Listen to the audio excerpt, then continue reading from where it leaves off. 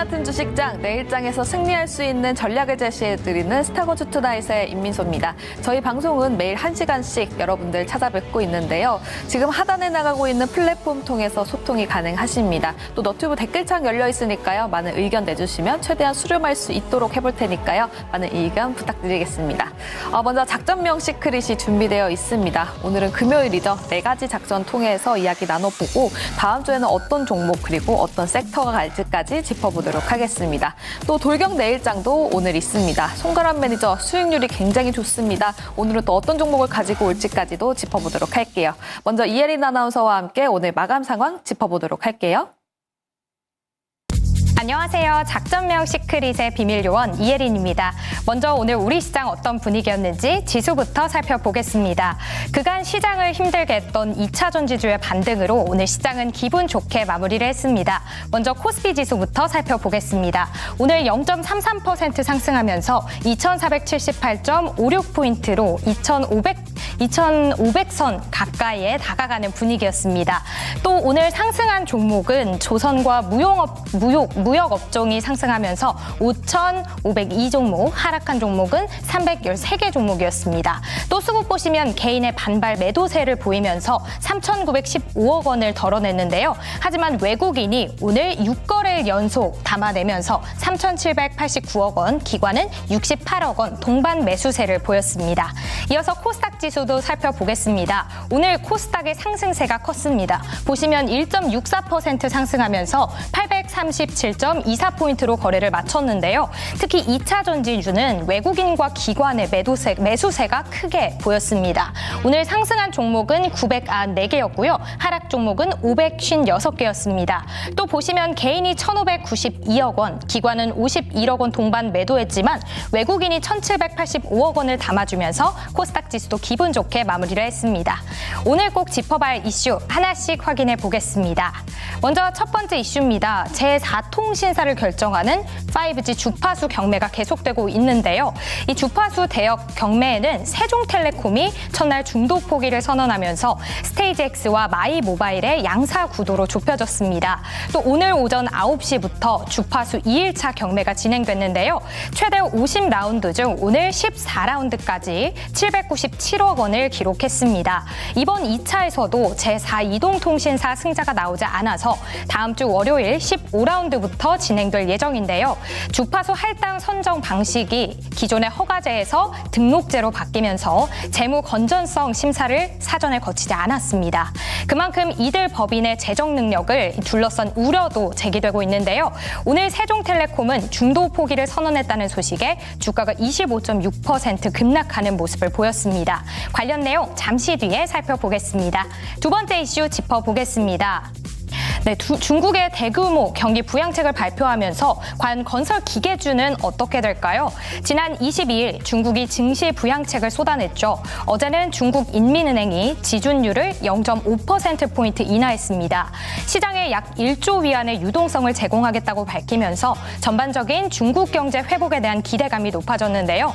그동안 부동산 과잉 공급 여파로 건설뿐 아니라 국가 경제 전반이 흔들렸었는데 한국과 중국의 건설 경기 부양에 힘입어 성장해온 국내 주요 건설 장비 업체들이 이에 좀 힘든 모습을 보였습니다. 이번 정책으로 국내 건설 장비 업종이 수혜를 받을 걸로 예상되면서 오늘 소폭 상승하는 모습이었는데요.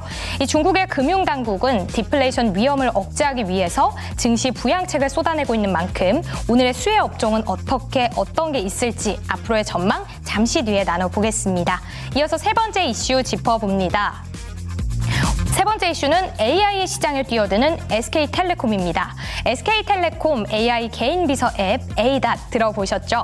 이 통화 내용을 요약해주고 또 시끄럽진 않지만 신나고 가사는 슬픈 내용의 노래를 틀어줘 라고 하면 알아서 골라주는 등 정말 손안의 비서 앱인데요. SK텔레콤 대표 이사장은 사실 지금 온디바이스는 스마트폰에 한정되어 있지만 앞으로 새 디바이스가 나온다면 AI 비서 서비스를 출시해 보려고 한다라고 말을 했습니다. 했습니다. 또 오늘 오픈 AI CEO인 샘 올트먼이 방한했죠. 삼성전자 평택 공장을 방문하고 또 SK 하이닉스 최고 경영자를 만났는데요. AI 투자 기대감이 지속되면서 오늘 장에서도 AI 관련주들은 강세를 보였습니다. 이어서 마지막 이슈 짚어보겠습니다. 마지막 이슈는요, 애플의 비전 프로가 흥행하면서 기대감이 커지고 있는 XR 시장입니다. 애플이 지난 19일 예약 판매를 시작한 비전 프로의 사전 예약 대수가 시장의 예상치를 훌쩍 상회하면서 돌풍을 일으키고 있습니다. 오늘도 VR 또 메타버스 관련주들이 강세를 보였는데요. 외신에 따르면 삼성전자는 작년 11월 삼성 글래스라는 XR 기기 상표권을 등록 후 이 제품 개발을 진행하고 있다고 알려졌는데요. 그리고 LG전자도 처음으로 XR 관련 개발 전문가 채용을 시작했습니다. 이렇게 삼성전자, 퀄컴, 구글 등 반 애플 동맹의 SR 헤드셋도 윤곽을 드러낼 것으로 예상이 되면서 VR을 넘어서 공간 컴퓨팅이 가능해지는 걸까요? 전략통에 살펴보겠습니다. 이렇게 오늘장 지수와 이슈 살펴봤고요. 본격적으로 매니저님과 작전 짜보도록 하겠습니다. 네, 이혜린 아나운서의 브리핑 잘 들어봤습니다. 오늘은 금요일이죠. 송가람 매니저와 함께 해보도록 할게요. 어서 오세요. 네, 반갑습니다. 네, 안녕하세요. 매니저님, 이번 주부터 먼저 짚어볼까요? 오늘장보다는 이번 주 증시 어땠습니까? 이번 주 증시도 상당히 어려운 증시였습니다. 특히 대형주 하시는 분들도 굉장히 어려움이 많았을 텐데 반도체주들이 움직이는가 싶더니 오늘 장에서는 상당히 또 많이 차익 실현 물량이 나왔죠. 그리고 2차 전지는 꾸준하게 계속 빠지다가 오늘 어느 정도 회복되는 흐름이 나왔습니다. 이번 주 시장 살펴보게 되면 대형주 흐름, 아직까지는 주도 섹터는 나오지 않는 흐름이다라고 볼 수가 있겠죠. 하지만 이런 개별주들의 흐름, 이 안에서도 규칙성은 어느 정도 존재를 하기 때문에 이 프로그램 끝까지 시청해 주시면 다음 주 시장, 이번 주 시장 어떻게 대응해 봐야 할지 끝까지 참여해 주시기를 바라겠습니다. 이렇게 리드멘트까지 해주시고 너무 감사합니다. 근데 규칙이 어떤 게 있는지를 말씀해 주셔야죠. 이런 규칙 같은 경우에는 다양한 게 있는데 수급적인 면을 우리가 체크를 해봐야 된다라는 점 말씀을 드리겠습니다. 네. 기존 우리 시장 같은 경우에는 가장 특징적인 점이 수급이 집중이 된다라고 한다면 그 섹터에서 일반적으로 대형주들 움직임 이후에 어느 정도 중소형주들도 강한 상승이 나오면서 그 섹터 전반적으로 상승 흐름이 나오는 한 달 정도 이상 상승 지속되는 흐름이 일반적이었는데요. 하지만 지금 시장 같은 경우에는 대형주가 움직임이 나온다라고 하더라도 중소형주들은 아직까지는 크게 움직임이 나오지 않는 흐름 나오고 있기 때문에 지금은 어느 정도 이 대형주들이 움직임이 나온다고 해서 바로 중소형주들이 커플링이 나올 것이다 라고 보기보다는 빠른 차익 실현 물량이 나올 수 있기 때문에 어느 정도 섹터가 전반적으로 함께 움직이더라도 트레이딩 관점에서 체크를 해봐야 되는 시기다라는 점도 함께 말씀을 드리겠습니다. 네, 알겠습니다. 수급을 말씀해 주셨고 그리고 오늘 2차 전지에 대한 언급이 잠깐 또 있었습니다. 2차 전지가 어제까지 크게 하락을 하다가 오늘장에서는 에코프로 BM 굉장히 크게 또 올라줬습니다. 2차 전지 이제 계속 쭉쭉 올라가는 건가요? 수급 먼저 살펴볼까요? 규칙을 말씀해 주셨으니까. 2차 전지 같은 경우에는 오늘 장에서 어느 정도 회복이 되는 흐름이 나왔습니다. 네. 특히 에코프로 같은 대형주들이 상승하는 흐름이 나왔는데요. 지금은 바닥권에서 어느 정도 상당히 많은 흐름이 나왔지만 네. 아직까지는 보수적으로 좀 더 접근해야 할 시기가 아닌가라는 점을 말씀을 드리겠습니다. 2차 전지 시장 같은 경우에는 우리가 기대감에서 많이 올라왔다라고 볼 수가 있겠죠. 이 완성차 업체 시장이 굉장히 좋은 점을 볼 수가 있겠는데 지금 상당히 아이러니하게도 2차 전지 시장이 굉장히 좋은 흐름이 나오다가 계속적으로 눌리고 있었죠. 그런 이 상황 속에서 다시 내연기관과 관련이 있는 완성차 자동차 업체들이 다시 올라왔단 말이죠. 그렇다고 한다면 지금 시장에서는 우리가 이 대형주들 중에서도 2차 전지주들이 꾸준히 갈 것이냐, 이 내연기관과 관련이 있는 자동차 대형주들 그리고 부품주들 다시 한번 각광을 받을 수 있겠느냐라는 의문점을 많이 가지고 계실 것이라고 봅니다. 여기에서 우리가 주의해야 깊게 봐야 될 점은 지금 시장 자체가 어느 한 곳에 꾸준히 쏠리고 있는 흐름은 나오고 있지 않다라는 점입니다. 그렇기 때문에 지금 이런 대형 완성차 업체들, 2차 전지 업체들 한쪽에 집중되는 흐름이 나오기보다는 어느 정도 시장의 흐름을 눈치 보기 이후에 상승 흐름이 나올 것으로 보이기 때문에 네. 이런 완성차 업체, 2차 전지 업체 한쪽이 우세적으로 확 올라갈 것이다라고 보기보다는 양쪽에서 어떤 흐름이 나오는지 지금은 바닥권을 다지는지 여부를 좀 더 지켜볼 필요가 있다라는 점 말씀드리겠습니다. 알겠습니다. 그럼 2차 전지 관련해서 이거 하나만 더 여쭤보도록 할게요. 테슬라 실적이 좀 안 좋게 나왔잖아요. 그래서 2차 전지 관련주들이 또 하락하는 모습을 이번 주에 보였었는데 어쨌든 악재는 이제 다 해소가 된 상황입니까? 어느 정도 단기 악재는 해소되지 않았나라는 측면을 볼 수가 있겠는데요. 네. 테슬라가 이틀 연속 이 실적 발표 이후에 굉장히 큰 낙폭을 보여줬습니다. 네.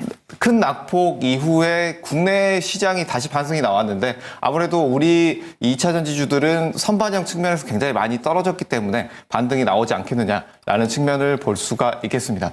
그래서 지금 이런 완전한 반등이다라고 보기보다는 지금은 지지되는 구간에서 2차 전지 섹터가 얼마나 지지가 되는지 여부 체크를 해보면서 가져가 보시는 것이 좋겠다라는 점을 말씀을 드리겠습니다. 알겠습니다. 이번 주 시장 그리고 오늘 시장까지 짚어봤고요. 이제 다음 주를 위해서 작전도 세워봐야 되겠죠? 첫 번째 작전으로 넘어가 보도록 하겠습니다.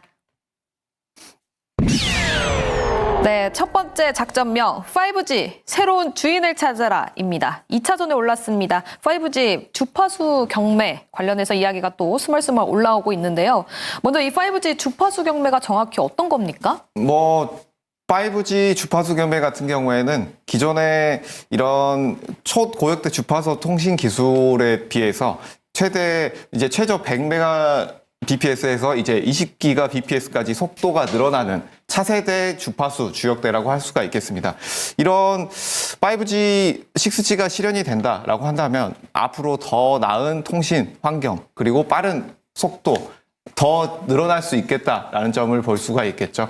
시장 자체적으로 본다라고 한다면 여기에서 새로운 주파수와 함께 다른 이동통신사가 출현할 수 있다라는 점까지 시장에서 한번 주목을 받을 수 있는 부분이 있기 때문에 이런 주파수 경매가 이슈가 있을 때마다 관련주들이 이슈가 많이 나왔습니다. 오늘 한번 이 관련주에 대해서도 짚어보도록 하겠습니다. 알겠습니다. 그러면 혹시 과거에도 지금 2차전 막이 올랐다라는 얘기가 나오고 있는데 과거에도 이런 경매가 있었나요? 과거에도 관련된 경매가 있었죠. 그래서 이 관련된 경매가 있을 때마다 관련주들 그리고 이 주파수를 매입할 수 있는 회사들이 굉장히 큰 폭으로 올라왔습니다. 하지만 지금은 어느 정도 리스크 관리를 해야 되는 국면이라고 보여지는데요.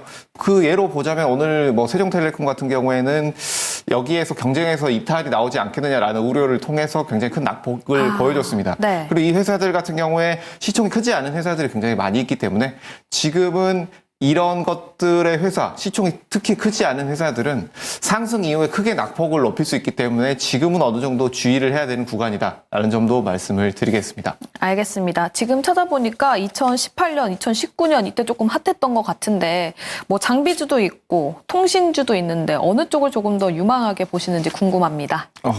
아무래도 강하게 가는 종목, 가장 강하게 움직이는 종목들은 이 주파수 경매 자체에 직접적인 수혜를 받는 회사들이라고 볼 수가 있겠습니다. 하지만 방금 전에 말씀드렸던 부분, 위아래로 낙폭이 굉장히 크기 때문에 개인분들 매매하기가 쉽지 않을 가능성이 높다. 그리고 주파수 경매 이 여부에 따라서 선정 여부에 따라서 굉장히 큰 낙폭을 보일 수 있기 때문에 우리가 여기에서는 약간의 역발상이 필요하다.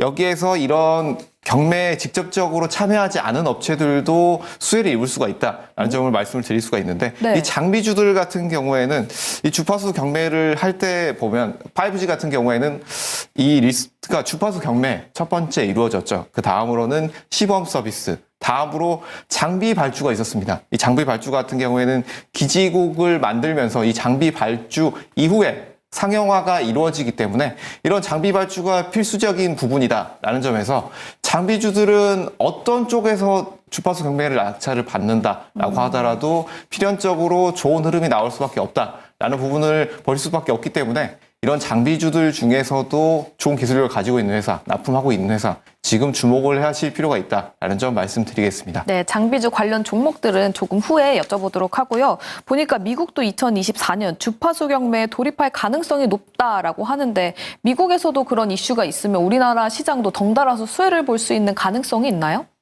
미국 주파수 경매 같은 경우에는 우리나라 시장도 당연히 수혜를 받을 수가 있습니다. 네.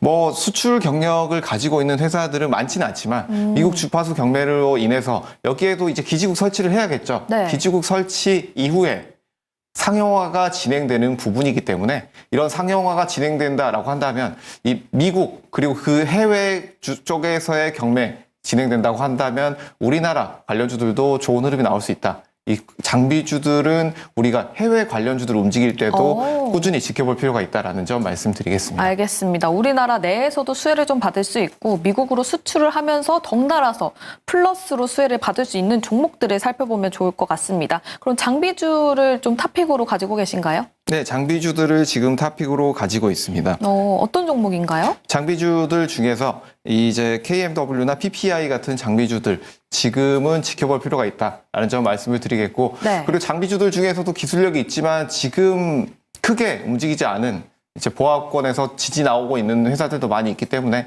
이런 회사들도 함께 관심을 가져볼 필요가 있다라는 점 말씀드리겠습니다.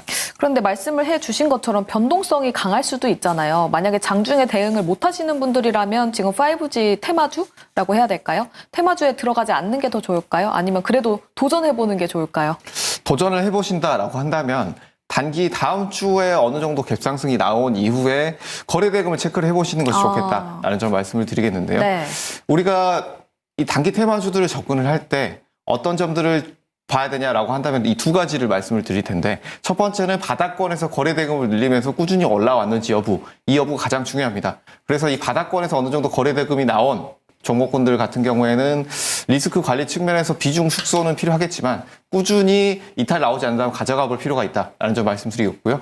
두 번째는 이 상승 흐름이 나온 이후에 지지가 나온다라고 한다면 2차 상승이 굉장히 가능성이 높다라는 점 말씀드리겠는데 이 주파수 경매 같은 경우에는 아직 끝난 이슈가 아니기 때문에 이슈 발표 나기 전까지는 장비주들의 추가 흐름 예상이 됩니다. 그래서 여기에서는 지금 상승 이후에 2, 3거래일 정도 큰 거래 대금 없이 지지가 나온다라고 한다면 추가로도 매입이 가능한 위치에 있다라는 점 말씀드리겠습니다. 알겠습니다. 또 기사를 찾아보니까 설 연휴 전후로 이 장기 주파수 공급 로드맵이 발표될 가능성이 높다고 하는데 그럼 설이 되기 전까지는 기대감이 계속해서 지속이 될 가능성이 높겠네요? 네, 설 전까지 기대감이 지속될 가능성이 굉장히 높다라는 점 말씀을 드리겠고요. 그 이후에도 우리가 가장 집중해서 봐야 되는 점, 바로 이런 주파수 경매 같은 경우에는 주파수 경매 이후에 이 시행사가 선정이 되는 순간에 아무래도 리스크 관리가 필요하다라는 점 말씀을 드릴 텐데 선정되는 순간에 기존의 흐름들을 봤을 때도 선정됐을 때는 그날 당일에는 추가 상승이 나오기보다는 선정된 회사들도 이 차액 실현 물량이 나오는 경우가 많기 때문에 선정일까지는 보되 선정일 전에는 비중 축소가 필요하다라는 점 말씀을 드리겠습니다.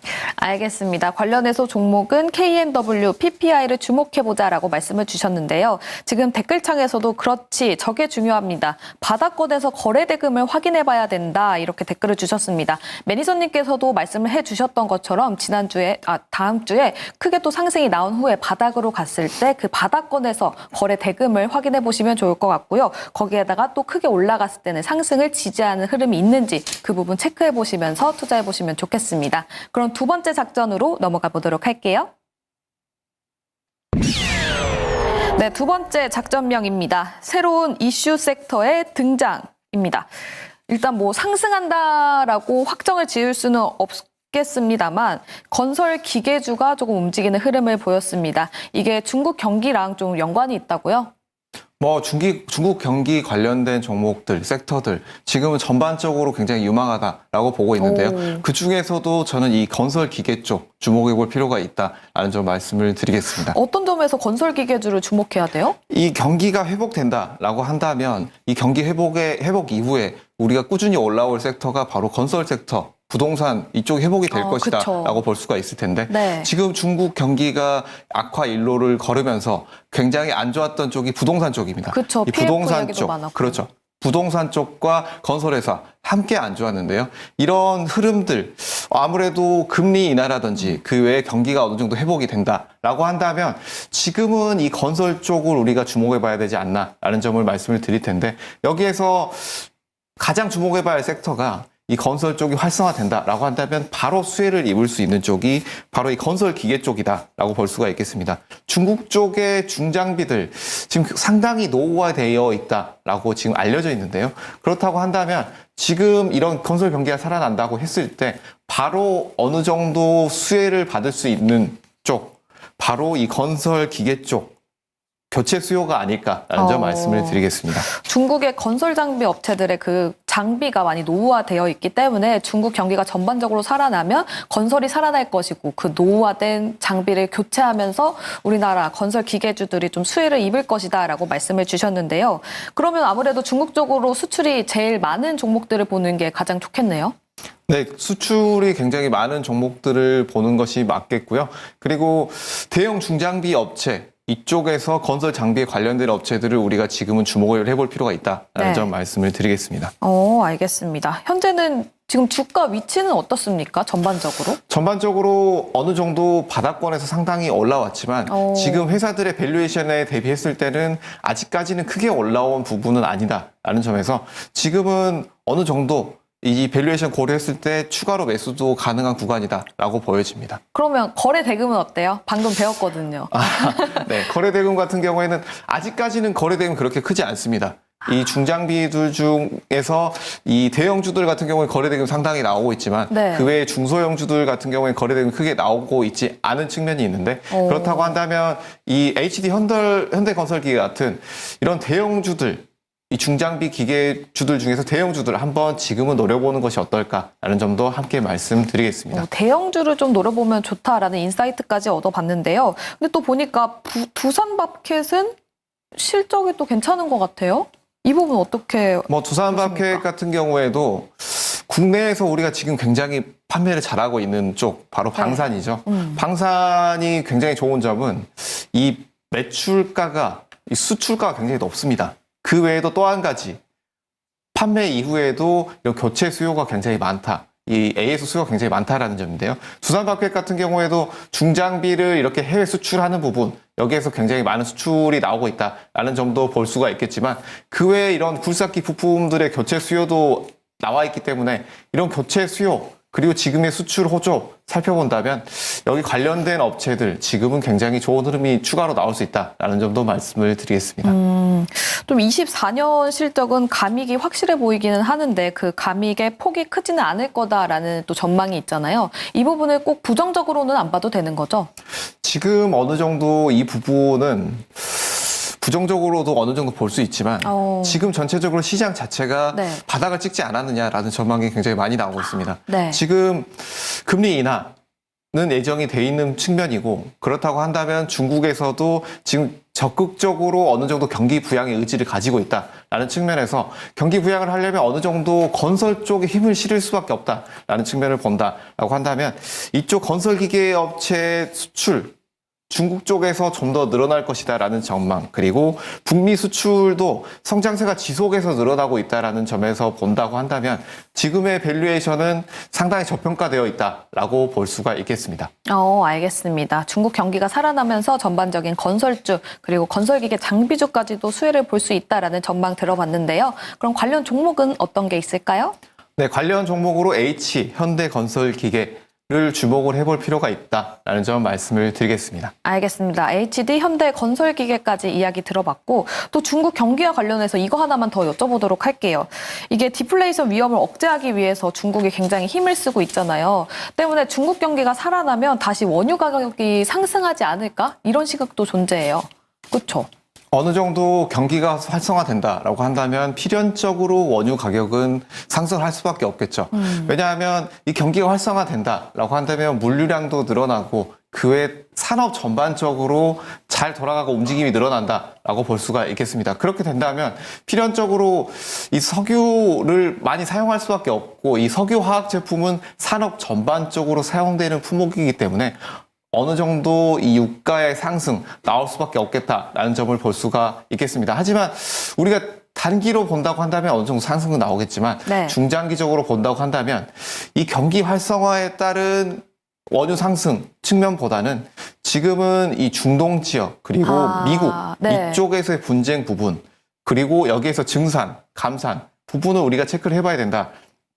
라는 점을 말씀드릴 텐데, 기존의 원유 질서 같은 경우에는 이 오펙, 중동에서의 증산, 감산에 따라서 굉장히 큰 낙폭이 나왔습니다. 하지만 지금 같은 경우에는 미국이 어느 정도 이런 시장을 좌지우지하고 있다라고 보여지는데요. 천연가스 매장량도 지금 굉장히 높은 상황, 그리고 석유 매장량도 굉장히 높은 상황이죠. 이런 상황 속에서 이 전략 비축유를 지속적으로 생산을 하고 있는 상황이기 때문에 여기에서 미국의 증산까지 생각을 해본다면 앞으로 장기적으로 봤을 때는 원유 상승이 드라마틱하게 올라갈 것이다 라는 것은 아무래도 보수적으로 봐야 되지 않겠느냐라는 측면을 볼 수가 있겠고, 여기서 또 한 가지 체크를 해본다고 한다면 지금 원유 채굴가가 굉장히 낮아졌습니다. 네. 낮아진 이유가 다양하게 있겠지만 이 부분은 셰일가스, 미국 셰일가스 부분이 아무래도 여기에서 이 채굴 비용 자체가 굉장히 낮아졌고 원유 단가는 올라갔던 측면이 있기 때문에 이 부분 체크를 해본다라고 한다면 중장기적으로는 원유가가 크게 요동은 치지 않을 가능성이 어느 정도 존재한다라는 점도 말씀을 드리겠습니다. 알겠습니다. 중국 경기가 살아난다면 원유 가격이 다시 상승하지 않을까라는 우려도 있지만 또 미국에서 역대급으로 셰일을 증산하고 있기 때문에 이 부분 체크해 보시면서 투자해 보셔도 좋겠습니다. 그럼 세 번째 작전으로 넘어가 보도록 할게요. 네, 세 번째 작전명입니다. 달리는 AI에 올라탄 SKT입니다. SKT 관련해서 오늘 또 샘 올트만 이슈도 있었잖아요. 샘 올트만이 삼성전자 그리고 SK 하이닉스까지 방문을 했다고 하는데 또 SK 회장이 SK텔레콤하고 엮으면서 AI 얘기가 좀 있었어요. AI 같은 경우에는 이 샘 홀트만 회장이 이 방한을 하면서 이 GPT 회장이 방한을 하면서 그렇죠. 아무래도 좀 더 국내 시장에 이슈가 되지 않겠느냐라는 점을 보여주고 있죠. 그리고 최근에 이 삼성 S24 발표 이후에도 네. 이 AI 부분이 핸드폰 부분에서도 적용이 되면서 네. 계속해서 주목을 받고 있는 부분이 있습니다. 하지만 여기에서 우리가 이것을 단기 이슈로 볼 것이냐라는 측면에서는 단기 이슈로 보기보다는 중장기적으로 AI는 봐야 된다라는 점을 말씀을 드릴 텐데요. 네. 이 AI 같은 경우에는 지금은 어느 정도 이런 핸드폰 시장 어느 정도 오픈 디바이스 같은 경우에 핸드폰 시장에 어느 정도 국한이 돼 있다라고 보여지지만 앞으로는 전장 사업 그리고 홈 IoT 그리고 공장 자동화 등 굉장히 산업 전반적으로 다양하게 적용이 될 것으로 예상이 되고 있기 때문에 네. 지금 단기적으로 이슈가 있었던 부분은 어느 정도 차익 실현 물량이 나오면서 상승과 하락 반복할 수 있겠지만 이 산업 전반적으로 AI가 적용될 것이다라는 부분을 본다라고 한다면 기술력이 있는 AI 회사 꾸준히 주목해 볼 필요가 있다라는 점 말씀드리겠습니다. 기술력이 있는 AI 회사를 좀 주목해보자라고 말씀을 주셨는데 AI 관련해서 지금 관련주들 상승이 섹터별로 굉장히 강하게 나오고 있잖아요. 그중에서 가장 크게 보시는 쪽이 어디세요? 제가 기존에 말씀드렸던 것은 아무래도 이제 이스트 소프트를 말씀을 드렸죠. 이 부분은 최근 그때 말씀드렸던 것 같은 경우는 기존의 AI 관련해서 매출이 나오고 있고 기존 사업을 하고 있는 회사다라고 말씀을 드렸던 부분입니다. 하지만 지금은 굉장히 많이 올랐습니다. 여기에서 추가 상승 흐름 나올 것으로 예상이 되지만 지금은 어느 정도 다른 기술력이 있는 회사, AI 회사도 발굴을 해봐야 되지 않나라는 점 말씀을 드릴 텐데요. 이 AI 회사들 같은 경우에는 필수적인 기술이 다양하게 있지만 네. 제가 지금 집중해서 보고 있는 회사는 뭐 영상 부분, 영상 기술 부분, 그리고 언어 부분 이 두 가지 부분을 저는 집중해서 보고 있는데요. 이 부분 같은 경우에는 앞으로 지금 기술력을 가지고 있는 국내 회사도 몇 군데가 있고 또 대기업과 협업을 할 가능성도 굉장히 높기 때문에 네. 이런 기존의 매출이 나오고 있고 기술력 가지고 있는 회사 외에도 앞으로 주목받을 수 있는 기술력 있는 회사 각광받을 수 있는 기술력이 있는 섹터를 한번 공부를 해보시는 것이 좋겠다라는 점도 말씀을 드리겠습니다. 앞으로 각광받을 수 있는 게 뭐가 있을까요? 아까 이혜린 아나운서가 말해준 것처럼 뭐 AI 비서가 나온다고 하는데 어떤 게 좋을까요? 언어 모델이 아무래도 계속 좋지 않을까요? 언어 모델은 아무래도 계속해서 좋을 수밖에 없다라고 그쵸. 보여지는데요. 이 언어 모델 같은 경우에는 말씀해 주신 것처럼 비서라든지 네. IoT, 생활에 직접적으로 접목이 된다라고 한다면 언어 모델은 계속해서 발전이 될 수밖에 없다라는 측면을 볼 수가 있겠습니다. 그리고 또 한 가지 제가 말씀드리는 부분은 이 영상 부분인데 네.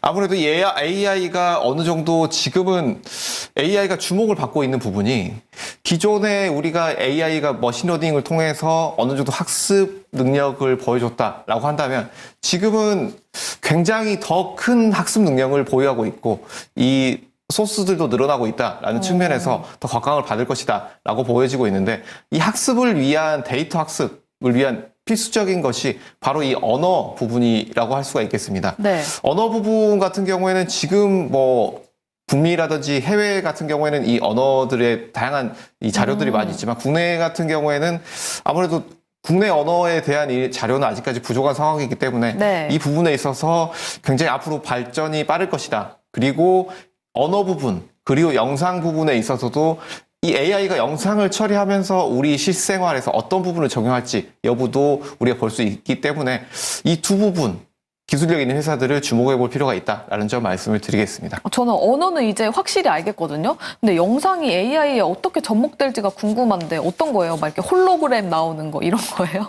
뭐 쉽게 설명을 드리면 네. 영상 같은 경우에는 이전에 홍채 인식 센서 부분에 있어서 네. 굉장히 주목을 받았던 적이 있습니다. 그리고 이 영상 부분에 있어서 제가 가장 크게 인식하고 있는 부분은 네. 바로 사람을 인식할 수 있는 부분, 그리고 그 사람에 대해서 인식해서 이 부분을 활용할 수 있는 부분. 보안이라든지. 그렇죠. 보안이라든지 그리고 IoT 부분, 그리고 그 외의 교육 부분, 다양하게 이 인간과 대치될 수 있는 이 네. 부분에 있어서 활용할 수 있다라는 부분이 첫 번째로 볼 수가 있겠고요. 그리고 두 번째 같은 경우에는 전장산업 부분입니다. 네. 이 전장산업 부분에서 지금 굉장히 각광을 받고 있는 부분, 바로 자율주행이죠. 그렇죠. 지금 자율주행 같은 경우에는 굉장히 아쉬운 부분이 이 완성차 업체들, 대부분의 업체들이 지금 어느 정도 테슬라가 굉장히 주도하고 있는 시대지만 네. 아직까지는 이 자율주행 부분이 2.5세대에 머물고 있다라고 볼 수가 있겠습니다. 이 2.5세대 같은 경우에는 완전 자율주행이 아닌 어느 정도 이 사람의 개입이 필요하다라고 보실 수가 있겠는데요. 이 4세대 이후 4세대, 5세대까지 해서 완전 자율주행 모드까지 들어가기 위해서는 이 AI를 통해서 영상 인식을 통해서 이 주위 환경 그리고 전방의 환경, 모든 환경들을 체크를 할 수 있는 부분이 굉장히 앞으로 필요하다라고 네. 볼 수가 있겠습니다.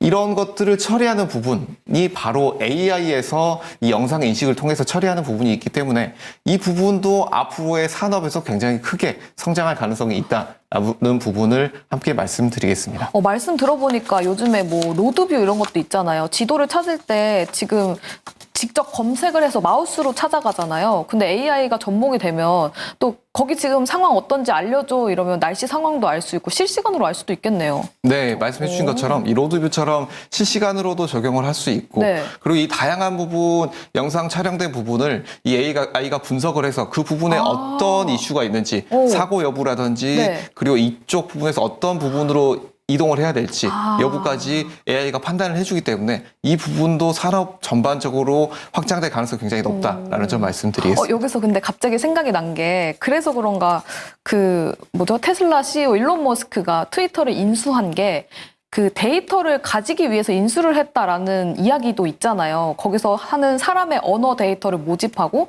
요즘 사람들이 어떤 생각을 갖고 있고 어떤 뷰를 가지고 있고 어떤 사진, 영상이 올라오는지 데이터 수집을 위한 목적이었다. 이런 얘기도 있는데 그럴 가능성이 있을까요?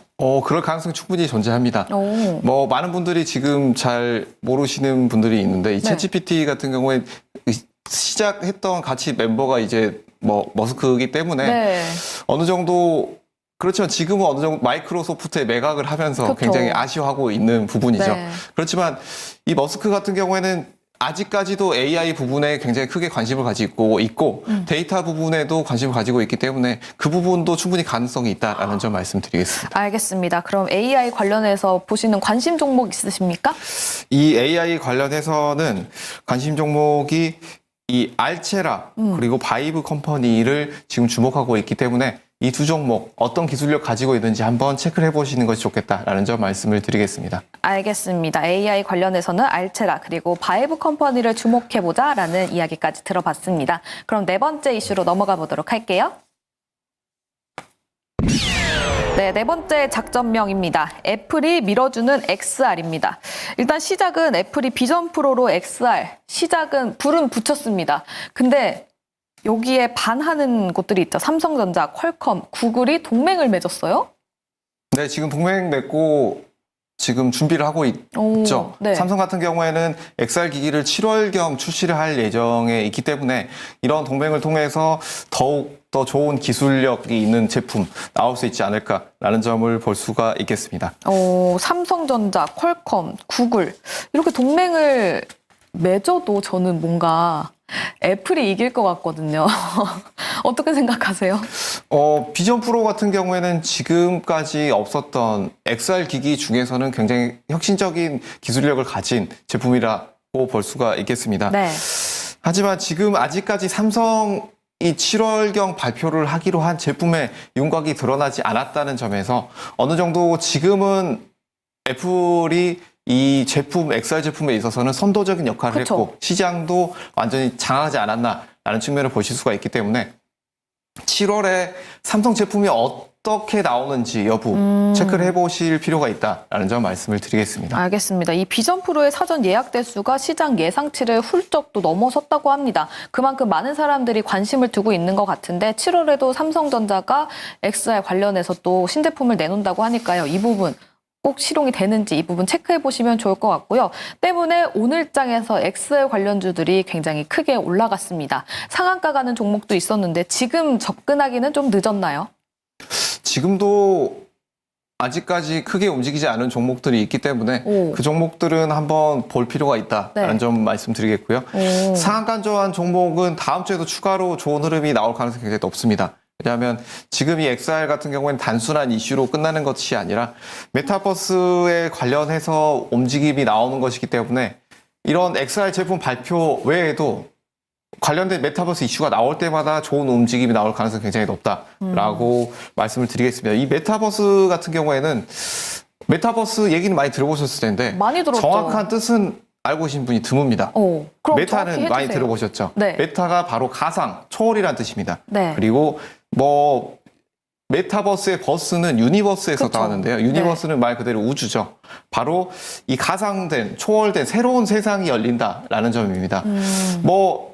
조금은 오래된 이야기일 수도 있지만 어느 정도 페이스북 이쪽에서 또 가상 세계가 있었고 국내에서는 싸이월드 같은 것들이 있었죠. 이런 새로운 시장에서 어느 정도 우리가 새로운 경험을 하기 위해서는 지금 지속적인 기술 발전 속에서 가장 핵심적인 발전이 바로 이 VR, AR 여기에서 XR 기기가 핵심적인 역할을 하고 있다라는 점을 들 수가 있겠습니다. 이 XR 기기 같은 경우에 우리가 지금 현실 세계에서 메타버스로 넘어가는 가장 큰 통로가 될 수 있는 기기가 되기 때문에 여기에서 다양한 의문점들 중에서도 지금 이 애플 비전 같은 경우에 이 기기를 통해서 우리가 어떤 경험을 할 수 있느냐, 이 기기가 어떤 효용성이 있을 것이냐라는 부분에서는 정확하게 대답을 하실 수 없는 분들이 굉장히 많습니다. 네. 이것을 통해서 아직까지는 소프트웨어도 굉장히 크게 발전은 하지 않은 부분이지만 이 메타버스 측면에서 본다라고 한다면 이 메타버스 쪽은 이 산업 전반적으로 굉장히 추가적으로 늘어날 가능성이 굉장히 높다라는 점 말씀을 드릴 텐데요. 네. 이 XR을 이용한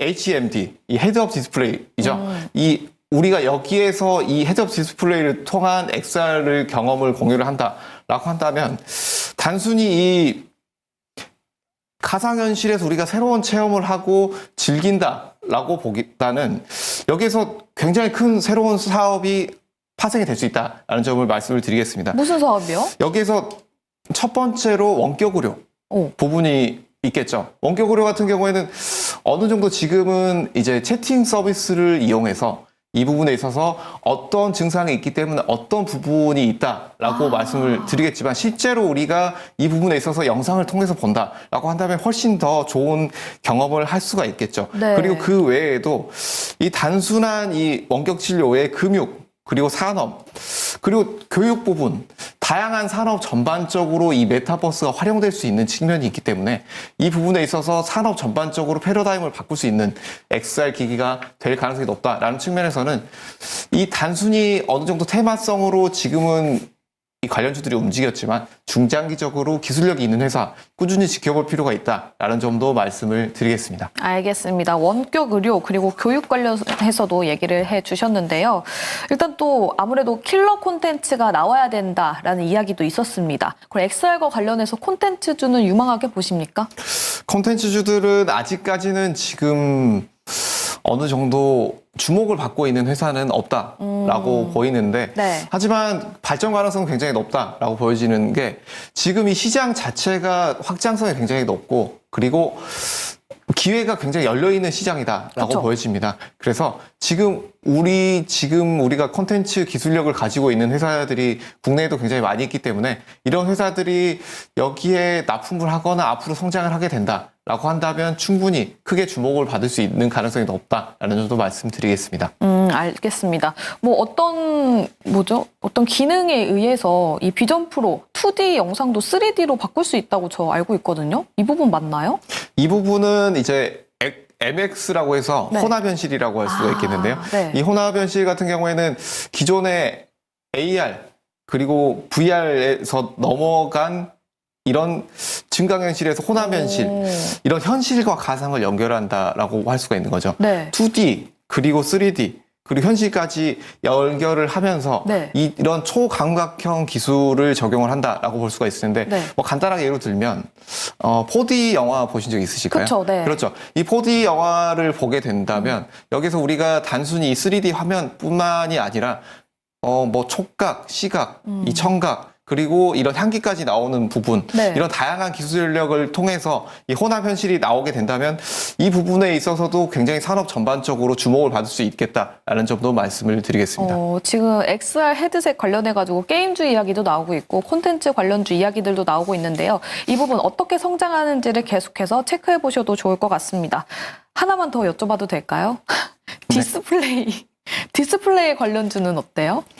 디스플레이 관련주들도 굉장히 지금 주목을 그렇죠. 아무래도 이게 화질이 좋아야 되잖아요. 그래야 뭔가 생동감이 넘치고. 일단 지금 현재 디스플레이주들 본다라고 한다면 네. 아무래도 흐름이 아주 안 좋습니다.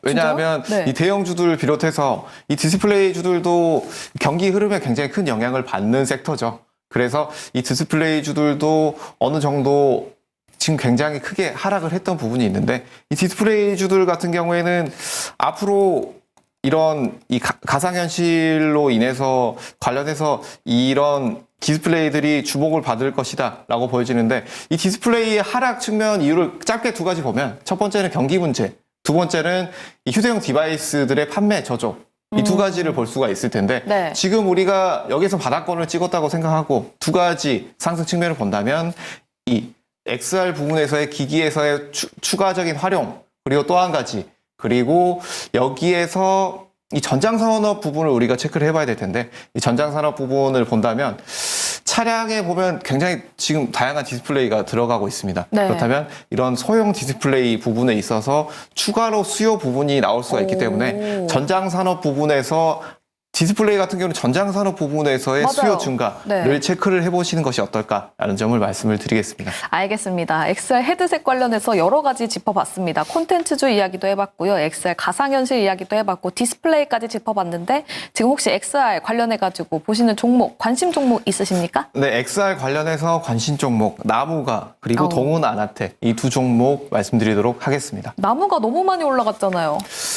지금 어느 정도 많이 올라온 종목들 위주로 보고 있는 이유가 네. 수급이 집중되는 종목들이 추가로 상승할 흐름이 굉장히 높습니다. 어느 정도 지금 이스트 소프트 같은 흐름이 나올 가능성이 굉장히 높다라는 점 말씀을 드릴 텐데 네. 지금 어느 정도 AR 시장이 시장 주목 초기다라고 보여집니다. 그렇기 때문에 시장 초기에 주목을 받았던 회사들은 상승이 나왔던 회사들이 꾸준히 추가로 상승이 나오는 흐름들이 굉장히 많기 때문에 이 종목군들 같은 경우에는 리스크는 상당히 존재하겠지만 여기에서 2, 3일 정도 지지된 흐름이 나온다라고 한다면 신규로도 어느 정도 접근이 가능하다라는 점도 말씀을 드리겠습니다. 알겠습니다. 나무가까지 이야기 들어봤는데요.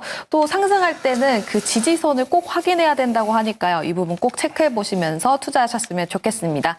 그러면 작전은 여기까지 세워보도록 하고요. 내일 돌격하러 가보도록 할게요.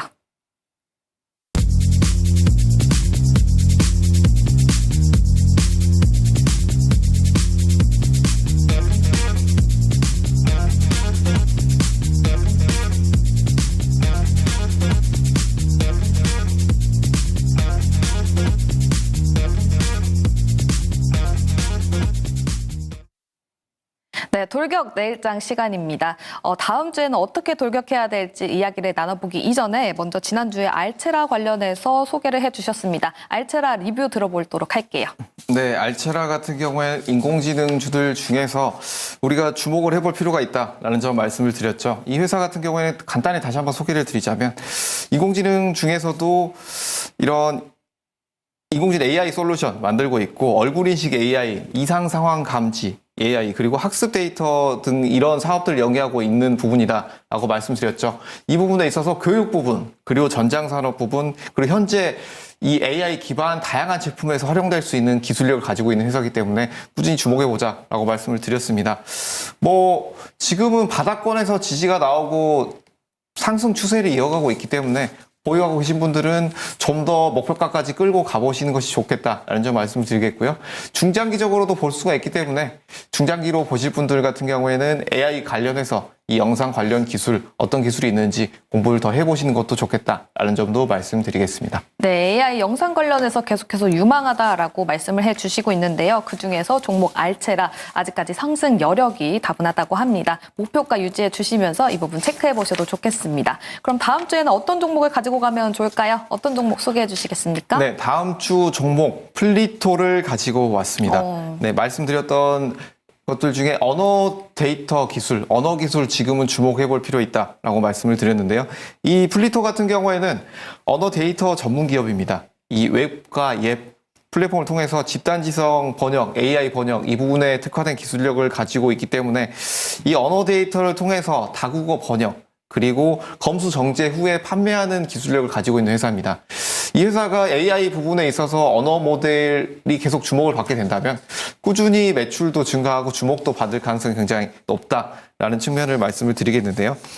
이 초거대 AI 같은 경우에는 종합적으로 인간이 추론 가능하다라는 측면을 우리가 볼 수 있을 텐데 여기에서 데이터가 굉장히 방대한 양이 들어간다라는 부분 이 부분에서 추가적으로 이 언어 모델 부분에 있어서 언어 모델이 굉장히 앞으로 추가될 가능성이 높기 때문에 이 부분을 통해서 인공지능 시장의 증가 그리고 언어 모델 부분에 있어서의 활용도 증가를 본다고 한다면 이 플리토의 상승세 추가로 이어질 가능성이 높다라는 점 말씀을 드리겠습니다.